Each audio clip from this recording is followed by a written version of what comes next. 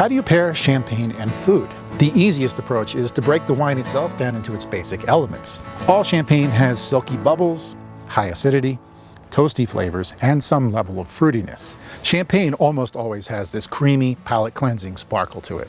The French call it the mousse for obvious reasons. And this mousse is perfect for lightening up fatty, creamy, and rich foods. Champagne sparkle is great with soft spreadable cheeses like ricotta and also creamy butter-based sauces. And towards the more savory and rich side, pâtés, terrines, and even foie gras.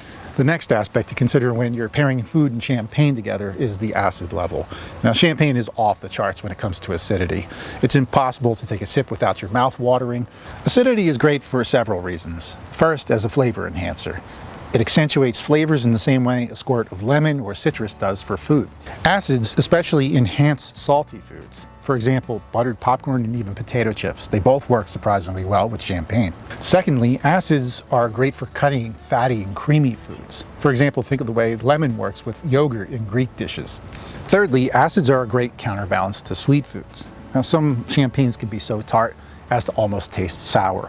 In this case, a little bit of honey, some fruit preserves, and even sweet curry can go a long way to taming that acidity. The champagne making process exposes the wine to extended contact with the yeast, which gives it these toasty, buttery, and even nutty qualities, which makes it a no-brainer for bread-based apps. Champagne almost always has some level of fruit flavor in there, most often citrus, sometimes lemons, people say apples and pears, and even peaches too. And when it's made with a red grape like Pinot Noir or Pinot Meunier, berries. And those flavors are a great complement to foods that work best with fruits. How about some lime and ceviche or roast pork and apples? So now let's take all of those different aspects and elements and put them together to create something that works beautifully with champagne. This is so quick and simple. I toasted up some bread, spread some whipped ricotta on it. I dressed it with some small, sweet rock shrimp and coated it with butter, lemon juice, and salt.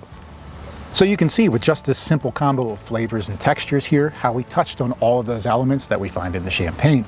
And now that you know how to break this down, try to mix and match all these different flavors and textures together to create your own appetizer.